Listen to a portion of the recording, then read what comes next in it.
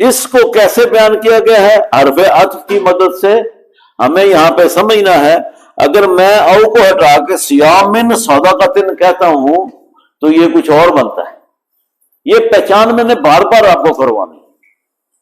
آپ کو جانا پڑے گا فوراً. مرکب اشاری ہے، مرکب توصیفی ہے، مرکب اضافی ہے، مرکب عطفی ہے. یہ 4-5 ہی تو ہیں جس میں ساری گیم چلنی. اس کے علاوہ زیادہ تر نہیں آتا. مرکب عددی کہاں آئے گا تو دیکھیں گے، پھر بعد کی بات ہے. تو ان 4 مرکبات کو ہر وقت پہچاننے کی ضرورت ہے.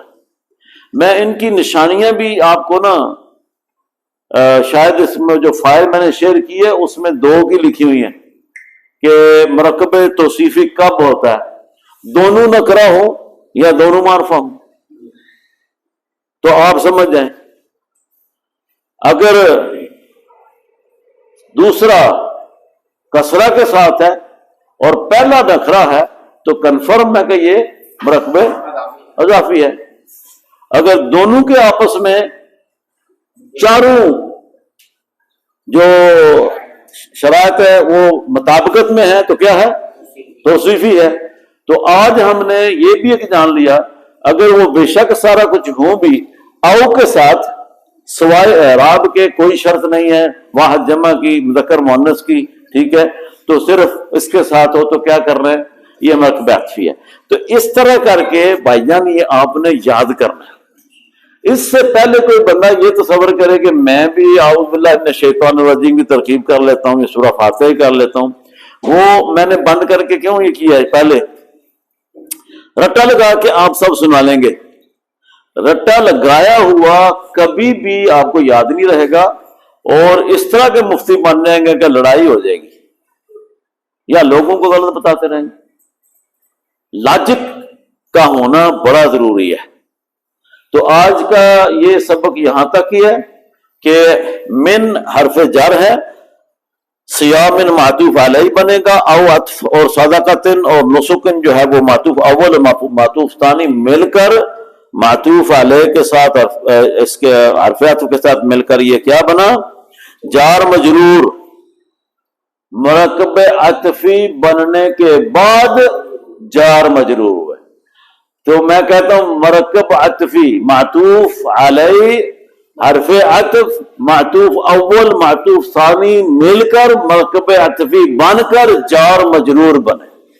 یہ آپ نے اس طرح زبانی بھائی بار بار بولنا ہے، بار بار بولنا ہے. یہی پڑھانے والے سارے کرتے ہیں لیکن کیا ہے کہ اس کے اوپر ترجیح نہیں دیتے، آپ کو یاد نہیں کراتے تو سننے والے بہت دیر بعد سمجھتے ہیں. میں چاہتا ہوں کہ آپ ہر ایک چیز کا اسی طریقے سے بیان کریں نا بھائی. ہاں اس میں اشارہ ہے، ٹھیک ہے، لیکن یہاں پہ ہے کہ نہیں ہے یہ آپ نے پہچاننا ہے.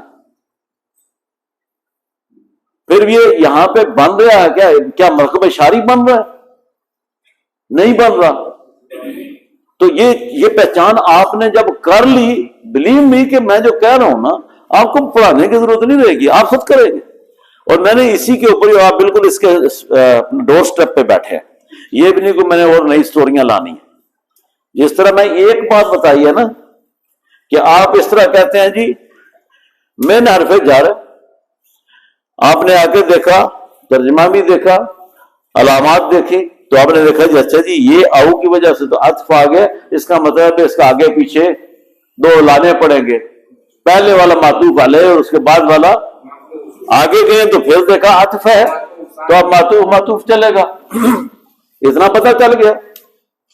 سب سے پہلے آپ کیا کریں گے؟ ٹوٹے جوڑیں گے. اس جملے میں ٹوٹے کیا ہیں؟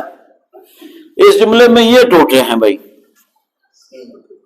معطوف اول ایک ٹوٹا ہے، پھر دوسرا ٹکڑا معطوف ثانی ہے. تو اس 2 ٹکڑے پکڑے، ایک جز اس کا عطف اس میں ہے، اس سے پہلے دوسرا جز ہے. آپ اس کو پکڑ کر معطوف علیہ عطف سے مل کر معطوف اول اور معطوف ثانی کے ساتھ مل کر مرکب عطفی بن کر حرف جارہ سے جار، یہ اس کو بعد میں لیتے ہیں مرکب مجرور بنا، اور جار اور مجرور بن کر یہ سارے کا سارا مرکب جاری بنا. یہ ابھی جملے سارے کا تحقیقی معاملہ نہیں ہوا، اس کے پیچھے اور آگے کچھ اور چیزیں ہیں، لیکن اتنا آپ نے حل کر کے ایک سائڈ پہ رکھ لیا۔ اٹیچمنٹ میں جو بھی آئے گا آپ اس میں اس کو جار مجرور کا متعلق بنائیں گے، جو بنائیں، یہ پہلے آ کے خبر بن جاتا ہے مقدم، یہ بعد کی باتیں ہیں، اس پہ بھی انشاءاللہ پہنچیں گے۔ ٹھیک ہو گیا جی؟ سمجھ آئیے ساری بات کی؟